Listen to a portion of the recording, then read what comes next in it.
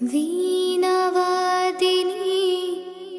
महातपस्विनी,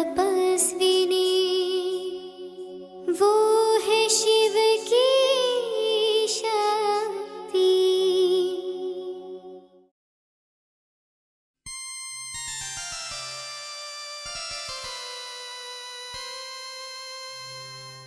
माँ की ममता क्या होती है, माँ तुझ में हमने देखा। माँ की ममता क्या होती है, माँ तुझ में हमने देखा। हे जगदम्बे तेरी गोद में सब जग को पलते देखा। माँ की ममता क्या होती है, माँ तुझ में हमने देखा।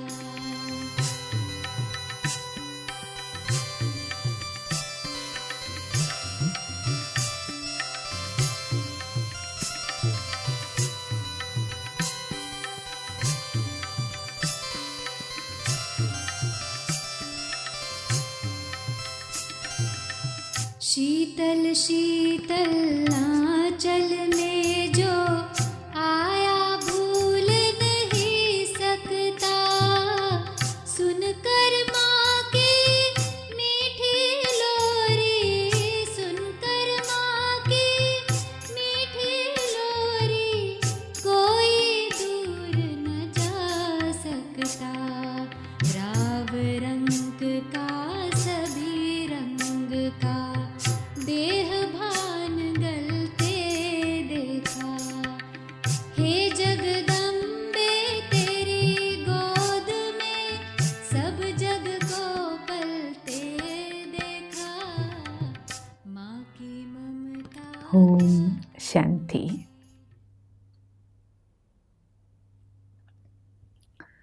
ഇന്ന് നമുക്ക് ഹരിദ്വാറിൽ നിന്ന് ബ്രഹ്മകുമാരി പ്രേം ലത ബെഹൻജി മമ്മയോടൊപ്പമുള്ള ജീവിതാനുഭവങ്ങൾ പങ്കുവയ്ക്കുകയാണ്. ഈ ദീദി ഒരു വളരെ വിശേഷപ്പെട്ട ആത്മാവാണ്. ഹരിദ്വാറിലെ സന്യാസിമാരുടെ വിശേഷ സേവനങ്ങൾക്ക് നിമിത്തമായ ആത്മാവാണ്.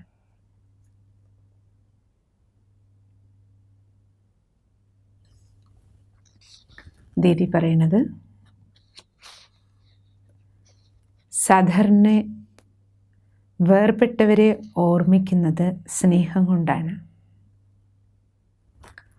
പക്ഷേ അവരെക്കുറിച്ച് ഉള്ള സ്നേഹം സൈലൻസിലിരിക്കുമ്പോഴാണ് ആ സ്നേഹത്തിന് ശോഭനീയതയുള്ളത്. പക്ഷേ ബാബയുടെ മഹാത്മാക്കളായ അനേകം കുട്ടികളുടെ അഭിലാഷത്താൽ മൗനം മതിയാക്കി ഞാൻ ഇന്ന് മമ്മയെക്കുറിച്ച് എഴുതാൻ ബാധ്യസ്ഥയായി.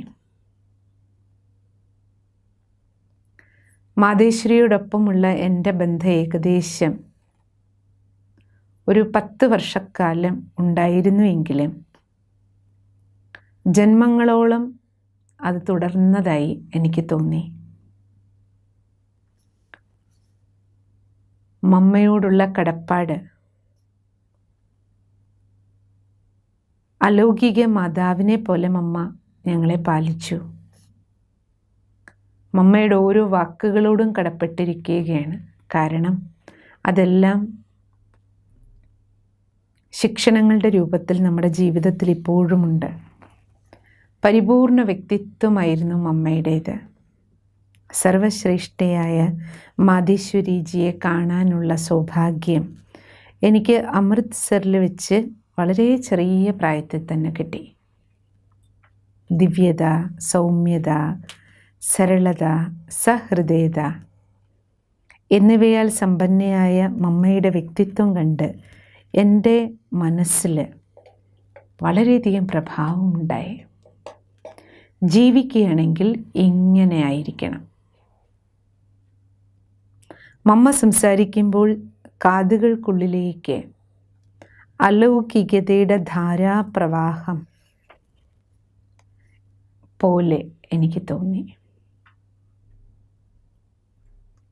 ബാബയിൽ നിന്ന് ലഭിച്ച ജ്ഞാനജ്യോതി മമ്മ എല്ലാവരിലും പ്രജ്വലിപ്പിച്ചു. മമ്മയുടെ വാക്കുകൾക്ക് സാഗരത്തോളം ആഴവും ആകാശത്തോളം ഔന്നത്യവും ഗംഗയെപ്പോലെ പ്രവാഹവുമായിരുന്നു. അത് കേട്ട് മനസ്സിൽ നിരന്തരം ഈ സങ്കല്പം വരുമായിരുന്നു, എനിക്കും മമ്മയെപ്പോലെ ആയിത്തീരണം.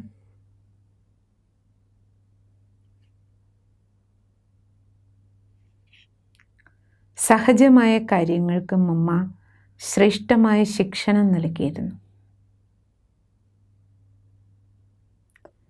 ചെറിയവർക്കും വലിയവർക്കും വളരെ സ്നേഹത്തോടെ പാലന കൊടുത്തുയർത്തുക, ഇത് മമ്മയുടെ ഒരു വിശേഷതയായിരുന്നു.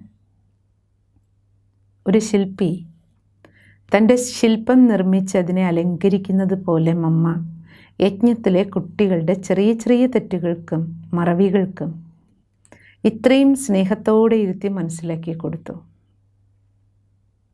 അത് കേൾക്കുന്നവർക്ക് വളരെ സഹജമായി അവ ഉള്ളുകൊണ്ട് സ്വീകരിക്കുമായിരുന്നു. തെറ്റുകളെ സ്വീകരിക്കുന്ന തരത്തിലാണ് മമ്മ അവർക്ക് ചൂണ്ടിക്കാണിച്ചു കൊടുത്തത്. അതിനൊരു സംഭവം പറയണം. ദീദി, ഒരിക്കൽ മമ്മ എന്നോട് യജ്ഞത്തിലെ പഴയ ഫോട്ടോ ആൽബം ശരിയാക്കി വയ്ക്കാൻ പറഞ്ഞു. അതിൽ നിന്ന് യജ്ഞം വിട്ടുപോയ കുട്ടികളുടെ ഫോട്ടോ മാറ്റി ഇപ്പോഴുള്ള മക്കളുടെ ഫോട്ടോ വയ്ക്കാൻ പറഞ്ഞു. മമ്മ എന്നോട് പറഞ്ഞതുപോലെ തന്നെ ഞാൻ ഫോട്ടോകൾ വേർതിരിച്ചുകൊണ്ടിരിക്കെ എൻ്റെ മനസ്സിൽ ഒരു ചിന്ത വന്നു. ഇത്രയും പ്രിയപ്പെട്ട ബാബയെയും മമ്മയെയും പരിവാരത്തെയും വിട്ടിട്ട് ഇവരെന്തുകൊണ്ടാണ് പോയത്? ഞാൻ മമ്മയോട് ഈ ചോദ്യം ചോദിച്ചു. മമ്മ, എന്ത് കാരണം കൊണ്ടാണ് ഇവർ ബാബയെ വിട്ട് പഴയ ലോകത്തിലേക്ക് പോയത്? അപ്പോൾ പുഞ്ചിരിച്ചുകൊണ്ട് സരളമായ ഭാഷയിൽ എൻ്റെ ജിജ്ഞാസയെ ശാന്തമാക്കിക്കൊണ്ട് മമ്മ പറഞ്ഞു, പുരുഷാർത്ഥത്തിൽ അലസത കാണിക്കുന്നവരെ മായ ഏതെങ്കിലും രൂപത്തിൽ ആകർഷിച്ച് പഴയ ലോകത്തിലേക്ക് കൊണ്ടുപോകുന്നതാണ്.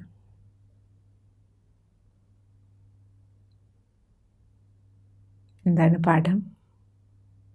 പുരുഷാർത്ഥത്തിൽ അലസത കാണിച്ചാൽ ഏതെങ്കിലും രൂപത്തിൽ മായ വന്ന് പുറത്തേക്ക് കൊണ്ടുപോകും. പിതാശ്രീയുടെ ഓരോ കാര്യങ്ങളും മമ്മ ഹൃദയാത്മന സ്വീകരിച്ചു. ഒരിക്കൽ ലച്ചു ബഹൻ ഒരു കടലാസ് കഷ്ണത്തിൽ ഒരു പക്ഷിയുടെ 2 ചെറിയ മുട്ടകൾ ബാബയുടെ മുറിയിലേക്ക് എടുത്തിട്ട് കൊണ്ടുവന്നു. എന്നിട്ട് ബാബയോട് പറഞ്ഞു, ബാബയുടെ കുടിലിലെ പക്ഷികൾ മുട്ടയിട്ട് വെച്ചിരിക്കുന്നു, ദാ കണ്ടോ ചോദിച്ചിട്ട് ലച്ചുബേൻ ആ മുട്ടകൾ എടുത്തിട്ട് വന്നു. ബാബ ആ മുട്ടകൾ നോക്കി തമാശയോടെ പറഞ്ഞു, മമ്മയെ വിളിക്കൂ. അപ്പോൾ ഞാനൊരു ചെറിയ കുട്ടിയായിരുന്നു. ബാബ മമ്മയെ വിളിക്കാൻ പറഞ്ഞത് എന്തിനാണെന്ന് എനിക്ക് മനസ്സിലായില്ല. ആകാംക്ഷയോടെ ഞാൻ കാത്തു നിന്നു.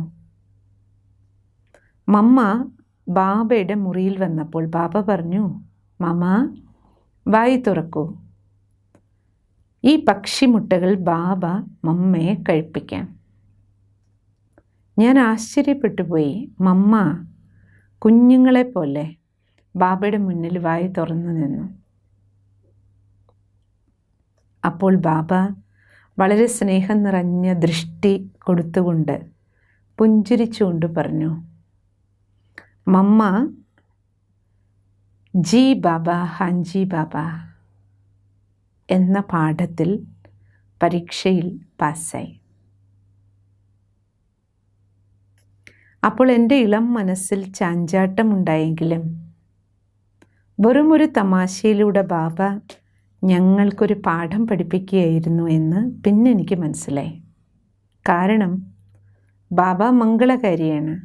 മാത്രമല്ല ജി ബാബ, ഹഞ്ചി ബാബ, ശരി ബാബ, ചെയ്യാം ബാബ എന്ന പാഠത്തിൽ, എന്ന ധാരണയിൽ മമ്മ എത്രത്തോളം ദൃഢമായിരുന്നു എന്ന് ബാബ ഞങ്ങൾക്ക് കാണിച്ചു തരുമായിരുന്നു.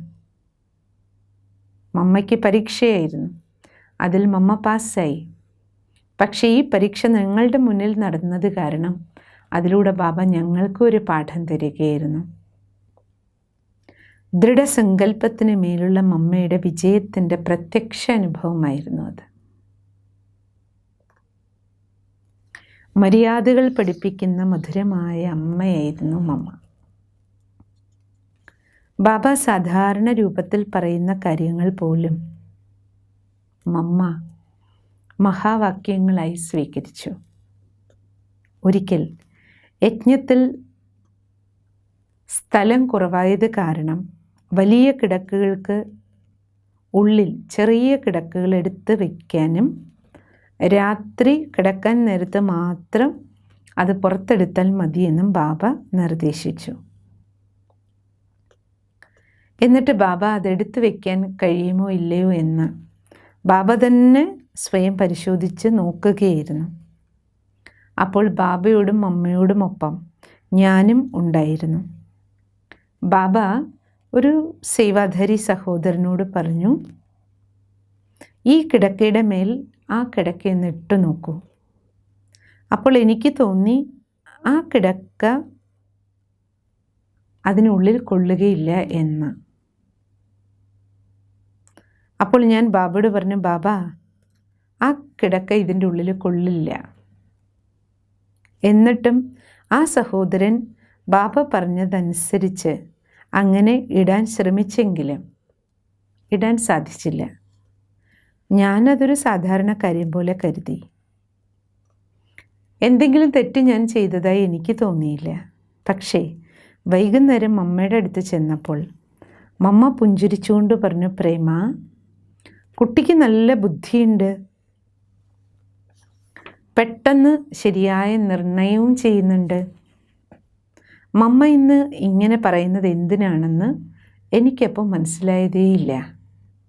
മുമ്പൊന്നും മമ്മ എന്നോടിങ്ങനെ പറഞ്ഞിട്ടേ ഇല്ല. ഞാൻ മമ്മയോട് ചോദിച്ചു, മമ്മ എന്തുകൊണ്ടാണ് എന്നോട് ഇന്നിങ്ങനെ പറയുന്നത്? എന്തെങ്കിലും തെറ്റെന്നിൽ നിന്ന് സംഭവിച്ചുവോ? അപ്പോൾ മമ്മ കിടക്ക അടുക്കി വെച്ച കാര്യത്തെക്കുറിച്ച് വളരെ സ്നേഹത്തോടെ മനസ്സിലാക്കി തന്നുകൊണ്ട് പറഞ്ഞു, ബാബ പറഞ്ഞിട്ടുള്ളത് ഇങ്ങനെയാണ്. ആദ്യം ആരെങ്കിലും ഒരു അഭിപ്രായം പറയുമ്പോൾ ആ അഭിപ്രായത്തെ ബഹുമാനത്തോടെ കേൾക്കൂ. പിന്നീട് അതിൽ എന്തെങ്കിലും ന്യൂനതയുണ്ടെങ്കിൽ പോലും അത് കേട്ടതിന് ശേഷം പിന്നീട് അത് ചൂണ്ടിൽ കാണിക്കാൻ പാടുള്ളൂ. ഒരു അഭിപ്രായം പറഞ്ഞുകൊണ്ടിരിക്കുമ്പോൾ അതിൻ്റെ ഉള്ളിൽ അടുത്ത അഭിപ്രായം പറയരുത്. അപ്പോൾ അവർക്ക് അലോഹ്യം തോന്നില്ല. എനിക്ക് ഏകദേശം 17 വയസ്സ് പ്രായമാണ്. അപ്പോൾ മമ്മ വളരെ സ്നേഹത്തോട് പറഞ്ഞു, കുട്ടി, താങ്കൾ വളരെ ബുദ്ധിശാലിയാണ്, നല്ല നിർണയശക്തിയുമുണ്ട്. പക്ഷേ ബാബ അവിടെ നിന്നുകൊണ്ട് പറയുകയാണ്, ഈ കിടക്ക ഇങ്ങനെ വയ്ക്കൂ. അപ്പോൾ നമ്മൾ ചെയ്യേണ്ടത് ബാബ പറഞ്ഞ കാര്യം ചെയ്യുക മാത്രം ചെയ്താൽ മതി. അതവിടെ സ്യൂട്ടാവുന്നില്ല എങ്കിൽ ബാബ തന്നെ പറയെടുത്ത് മാറ്റാൻ. അപ്പോൾ നമ്മൾ മാറ്റിയാൽ മതി. ബാബ പറഞ്ഞുകൊണ്ടിരിക്കുമ്പോൾ നമ്മൾ അഭിപ്രായം പറയരുത്. എന്നിട്ടും എനിക്ക് എൻ്റെ തെറ്റ് മനസ്സിലായില്ല. അപ്പോൾ ഞാൻ മമ്മയോട് ചോദിച്ചു, ഞാൻ എന്ത് തെറ്റാണ് ചെയ്തത്? മമ്മ വ്യക്തമായി പറയൂ. അപ്പോൾ മമ്മ പറഞ്ഞു, നോക്കൂ, ബാബയുടെ മുന്നിൽ, മുതിർന്നവരുടെ മുന്നിൽ ഇപ്രകാരം ബുദ്ധി പ്രവർത്തിപ്പിക്കാനും ഉടൻ മറുപടി പറയാനും തുടങ്ങിയാൽ പിന്നീടൊരവസ്ഥ ഇങ്ങനെ വരും, ഞാൻ വളരെ നല്ല തീരുമാനം എടുക്കുന്നു എന്ന അഹങ്കാരം താങ്കൾക്ക് വരും. കണ്ടില്ലേ, ഞാൻ പറഞ്ഞതല്ലേ ശരി? ബാബ കിടക്ക വയ്ക്കാൻ പറഞ്ഞപ്പോൾ തന്നെ ഞാൻ പറഞ്ഞല്ലോ അത് അതിൽ വരില്ല എന്ന്. ഞാൻ പറഞ്ഞതുപോലെ തന്നെ സംഭവിച്ചില്ലേ? എന്നൊരഹങ്കാരം താങ്കൾക്ക് വരും. എൻ്റെ നിർണയം ബാബയുടെ നിർണയത്തെക്കാളും വലുതാണ് എന്ന്. ഇപ്രകാരം താങ്കൾക്ക് വന്നാൽ പിന്നീട് താങ്കൾക്ക് ഒരിക്കലും ദിവ്യബുദ്ധിയാക്കാൻ കഴിയില്ല. ഒരഹങ്കാരം വന്നാൽ ഉള്ളിൽ, ബാബയുടെ ഓരോ ആജ്ഞയും പാലിക്കുമ്പോഴേ ബുദ്ധി ദിവ്യമാകും. ആ നിമിഷം മുതൽ ഞാൻ സങ്കല്പമെടുത്തു, ബാബ എന്തു പറയുന്നുവോ അതിലെൻ്റെ ബുദ്ധിയെ പ്രയോഗിക്കാതെ ബാബ പറയുന്ന കാര്യത്തെ ജീവിതത്തിൽ ധാരണ ചെയ്യും. ഈ സംഭവം എൻ്റെ ചിന്താശൈലിയെ തന്നെ പരിവർത്തനപ്പെടുത്തി. മമ്മയിൽ നിന്ന് ലഭിച്ച ഈ സംസ്കാരങ്ങൾ മൂലം ഓരോ സാഹചര്യങ്ങളിലും പുരുഷാർത്ഥത്തിൻ്റെ മാർഗത്തിൽ എനിക്ക് സരളവും സന്തുഷ്ടവുമായി ഇരിക്കുവാൻ കഴിഞ്ഞുവെന്ന് പലപ്പോഴും ഞാൻ അനുഭവം ചെയ്തിട്ടുണ്ട്. അടുത്തത്, ദീദി, ജഗത് മാതാവായ ജഗദീശ്വരിയായിരുന്നു മമ്മ എന്ന് പറയുകയാണ്. 1960 ഞാൻ അംബാലയിലായിരുന്നപ്പോൾ മാതേശ്വരി അവിടെ വന്നിരുന്നു. രാത്രിയും പകലും മമ്മയോടൊപ്പം സഹവസിക്കാനുള്ള സുവർണ അവസരം എനിക്ക് ലഭിച്ചു. മമ്മ ഓരോരോ സഹോദരീ സഹോദരന്മാരെയും വ്യക്തിഗതമായി ശ്രദ്ധിച്ച് അവരുടെ ഓരോ പ്രശ്നങ്ങൾക്കും പരിഹാരം നിർദ്ദേശിക്കുന്നതും, കുട്ടികളെല്ലാവരും തങ്ങളുടെ അമ്മയെ കണ്ട് എല്ലാ ദുഃഖങ്ങളും മറന്ന് ഗദ്ഗദത്തോടെ ഇരിക്കുന്നത് കണ്ടു. മുതിർന്ന സഹോദരീ സഹോദരന്മാർ പോലും തങ്ങളുടെ പദവിയും വയസ്സും സ്ഥാനവും എല്ലാം മറന്ന് മമ്മയുടെ സമീപത്ത് കുട്ടികളെ പോലെ ഇരിക്കുന്നത് ഞാൻ കണ്ടു.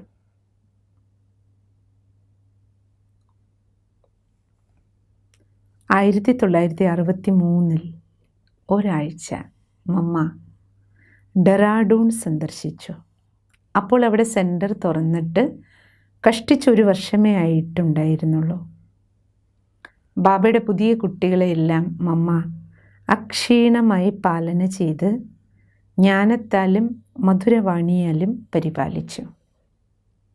ആജീവനാന്തം മമ്മയുടെ ആ അക്ഷീണ സേവനം മറക്കാനേ കഴിയില്ല. മമ്മയുടെ ഓരോ വാക്കുകളിലും ഇത്രയും വിശേഷതയുണ്ടായിരുന്നു. ബാബയുടെ മുരളിയിലെ ഓരോ വാക്കുകളും ഇത്രയും സരളമായി സ്പഷ്ടമാക്കി മനസ്സിലാക്കി കൊടുത്തു മമ്മ. വളരെ ചെറിയവരും പുതിയവരുമായ ബാബയുടെ മക്കൾക്ക് ജ്ഞാനത്തിൻ്റെ ആഴത്തിലുള്ള അനുഭവങ്ങളുണ്ടായി. മമ്മ ഒരാഴ്ചയോളം അവിടെ തുടർച്ചയായി ഇരുന്ന് സേവനം ചെയ്ത് ആ മണ്ണിനെ ഫലഭൂയിഷ്ടമാക്കി. മമ്മയുടെ ഈ സ്വരൂപത്തെ കണ്ട് എനിക്കുണ്ടായ അനുഭവം, സരസ്വതിയുടെ വാക്കുകൾക്ക് എന്തുകൊണ്ട് മഹിമയുണ്ടായി എന്നതായിരുന്നു. മാതാ സരസ്വതി ബ്രഹ്മബാബയുടെ ഓരോ കർമ്മത്തെയും ജീവിതത്തിൽ അക്ഷരം പ്രതി അനുകരിച്ച് ജ്ഞാനത്തിൻ്റെ ചൈതന്യമൂർത്തിയായി മാറിയിരുന്നു. ഞാനതിൻ്റെ അനുഭവസ്ഥയാണ്.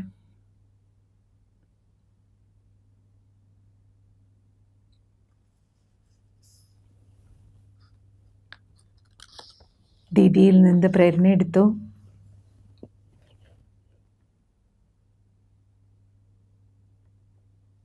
ഇടയിൽ ഒരു സെക്കൻഡിൽ സൈലൻസിലേക്ക് പോയി പ്രേരണകളെയും നമ്മുടെ ഉള്ളിൽ അയവിറക്കിക്കൊണ്ടിരിക്കണം.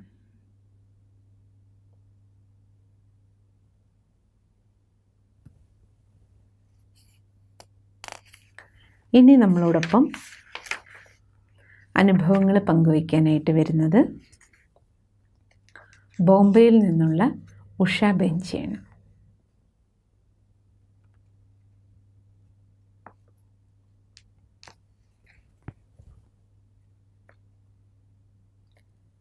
മുംബൈയിൽ നിന്ന് ബ്രഹ്മകുമാരി ഉഷ ബെഞ്ചി തൻ്റെ അനുഭവങ്ങൾ കേൾപ്പിച്ചുകൊണ്ട് പറയുകയായിരുന്നു, മമ്മ, ഓ എന്തൊരു വ്യക്തിത്വം, എന്തൊരു സ്നേഹമായിരുന്നു മമ്മയ്ക്ക്, എന്തുമാത്രം ശക്തി സ്വരൂപമായിരുന്നു.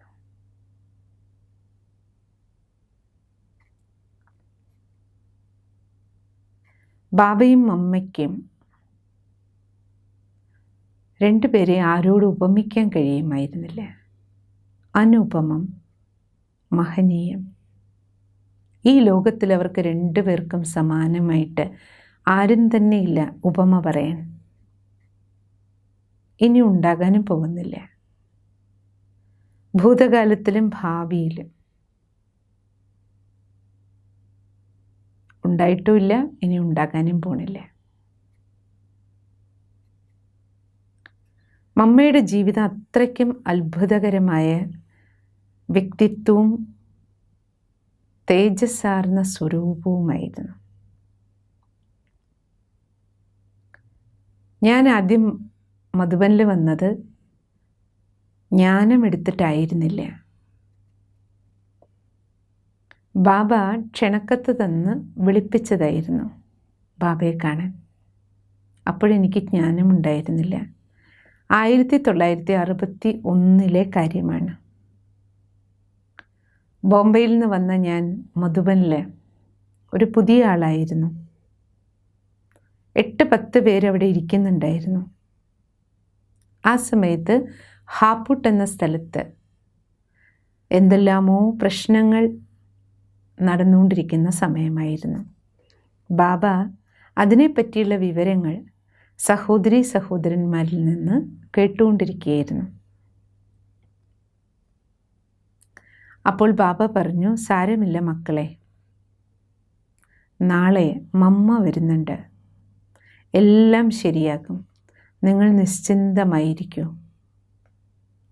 ബാബ നിശ്ചിന്തതയോടൊപ്പം വിശ്വാസത്തോടെയും ദൃഢതയോടെയും മമ്മയെക്കുറിച്ച് പറഞ്ഞുകൊണ്ടിരുന്നപ്പോൾ ഞാൻ അത്ഭുതപ്പെട്ടുപോയി. ഇത്രയും പ്രശ്നം നടക്കുന്ന ഒരു സ്ഥലത്ത് അവിടുത്തെ കുട്ടികളോട് ബാബ ഇങ്ങനെ സമാശ്വസിപ്പിക്കുമ്പോൾ മമ്മ വരുന്നതോടെ എല്ലാം ശരിയാകും.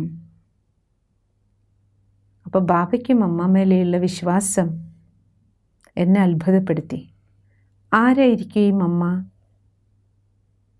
ബാബ സ്വയം അവരുടെ മഹിമ പാടണമെങ്കിൽ തീർച്ചയായും വിശേഷപ്പെട്ട വ്യക്തിത്വമുള്ളവരാരുമാണ്. ഇങ്ങനെയൊക്കെ ഞാൻ ചിന്തിച്ചുകൊണ്ട് അവിടെ ഇരുന്നു. കാരണം അതുവരെ ഞാൻ മമ്മയെ കണ്ടിട്ടേ ഉണ്ടായിരുന്നില്ല. അടുത്ത ദിവസം മമ്മ വന്നപ്പോൾ ബാബ വളരെ ഗംഭീരതയോടെ സ്വാഗതം ചെയ്തു.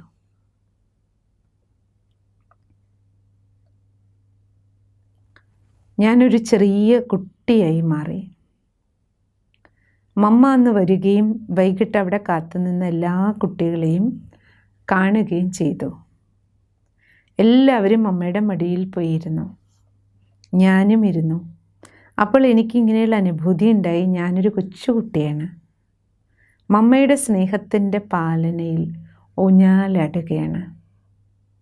വളരെ ഭാരമില്ലാത്ത അവസ്ഥ, ആനന്ദം അനുഭവിച്ചുകൊണ്ടിരുന്നു. ആ അവസ്ഥ ഞാൻ ആസ്വദിച്ചുകൊണ്ടിരുന്നു. ഞാൻ എന്നെ സ്വയം മറന്നു. മമ്മയെ കാണുന്നതിന് മുമ്പേ ബാബയെ കണ്ടപ്പോൾ ബാബ എന്നോടൊരു ചോദ്യം ചോദിച്ചു. മകൾക്ക് മമ്മയെ അറിയുമോ? ഞാൻ പറഞ്ഞു, ബാബ, ഞാൻ മമ്മയെ കണ്ടിട്ടേയില്ല, പിന്നെ എങ്ങനെ അറിയും? ബാബ പറഞ്ഞു, നോക്കൂ കുട്ടി, നാളെ മമ്മ വരികയാണ്. മമ്മയെ നല്ലതുപോലെ ശ്രദ്ധിക്കൂ. എങ്ങനെ മമ്മ ഇരിക്കുന്നു, എങ്ങനെ മമ്മ എഴുന്നേൽക്കുന്നു, എങ്ങനെ നടക്കുന്നു, ഇതെല്ലാം നന്നായി നിരീക്ഷിക്കൂ. ഞാൻ അത്ഭുതപ്പെട്ടു. ബാബ ഇത്രത്തോളം ഇത് പറയാൻ എന്തിരിക്കുന്നു? മറ്റു മനുഷ്യരൊക്കെ ഇരിക്കുന്നത് പോലെ, നടക്കുന്നത് പോലെ, എഴുന്നേൽക്കുന്നത് പോലെയല്ലേ മമ്മയും ചെയ്യുക. പിന്നെന്താ ബാബ എന്നോട് മമ്മ ഇരിക്കുന്നതും എഴുന്നേൽക്കുന്നതും നടക്കുന്നതും എല്ലാം ശ്രദ്ധിക്കണമെന്ന് പറഞ്ഞത്? ഈ തോന്നൽ എൻ്റെ ഉള്ളിലുണ്ടായി. എങ്കിലും ബാബയല്ലേ പറഞ്ഞത്. ഞാൻ ശരി ബാബ എന്ന് പറഞ്ഞു.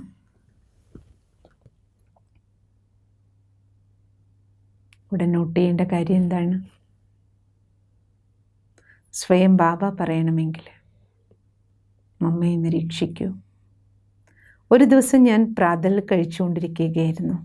മമ്മ അടുത്തേക്ക് വന്നു. കണ്ടപ്പോൾ തന്നെ നോക്കി നിന്നുപോയി. ഞാൻ സ്വയം മറന്നു. മമ്മ അടുത്തേക്ക് വരുന്തോറും ശീതളമായ ഒരു മന്ദമരുതൻ എനിക്ക് അടുത്തേക്ക് വരുന്നത് പോലെ എനിക്ക് തോന്നി. എൻ്റെ സമീപത്തുകൂടി മമ്മ അടുക്കളയിലേക്ക് പോയി. ഏതോ സഹോദരിമാർക്ക് സേവനത്തിൻ്റെ കാര്യങ്ങൾ പറഞ്ഞു കൊടുക്കുകയായിരുന്നു. നിർദ്ദേശം കൊടുക്കുന്ന രീതിയെ വിശേഷപ്പെട്ടതായിരുന്നു. മമ്മ വളരെ പതുക്കെ ആ സഹോദരിക്ക് ഏറ്റവും അടുത്ത് ചെന്നിട്ടാണ് സംസാരിച്ചിരുന്നത്. 5-10 മിനിറ്റ് നേരം കൊണ്ട് അവരോട് സംസാരിച്ച ശേഷം അമ്മ പതുക്കെ നടന്നു നീങ്ങി.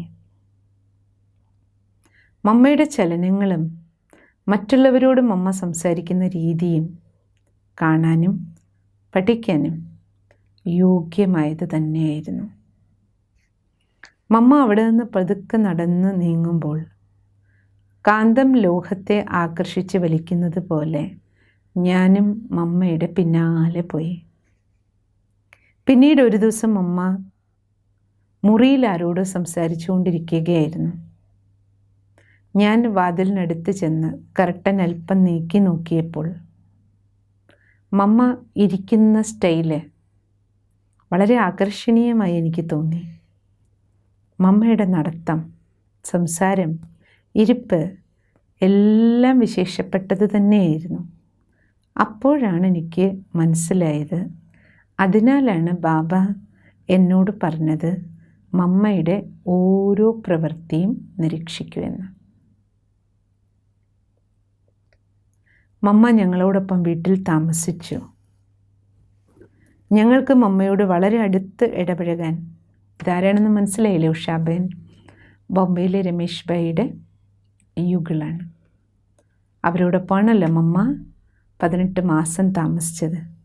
ഞങ്ങൾക്ക് മമ്മയോട് വളരെ അടുത്തിടപഴകുന്നതിന് കാണാനും സൗഭാഗ്യം കിട്ടി.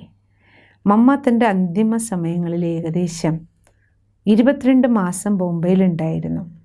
അതിൽ 18 മാസവും ഞങ്ങളോടൊപ്പമാണ് ഉണ്ടായിരുന്നത്. ഞങ്ങൾ മമ്മയോടൊപ്പം ഞങ്ങളുടെ ലൗകിക മാതാവിനോടൊപ്പം എന്നതുപോലെയാണ് പെരുമാറിയിരുന്നത്. മമ്മയുടെ വ്യക്തിത്വം അസാധാരണമായിരുന്നു, അലൗകികവുമായിരുന്നു. വാക്കുകളാൽ ഇത് വർണ്ണിക്കാൻ അസാധ്യമാണ്. സീമാതീതം, വർണ്ണനാതീതം. അങ്ങനെയുള്ള മമ്മയുടെ ലാളനയും പാലനയും ലഭിച്ച ഞങ്ങൾ കുട്ടികൾ എത്രയോ സൗഭാഗ്യശാലികളാണ്. ഓം ശാന്തി. ബാക്കി നാളെ കേൾക്കാം.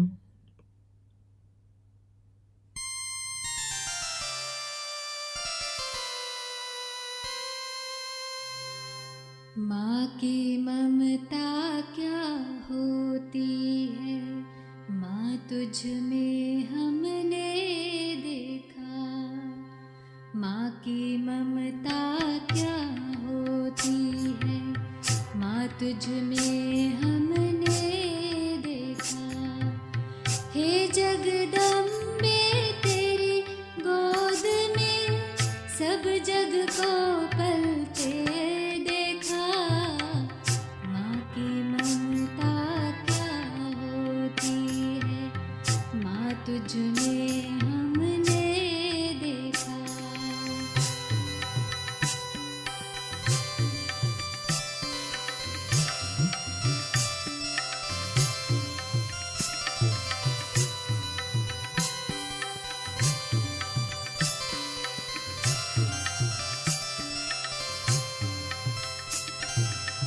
शीतल शीतल आंचल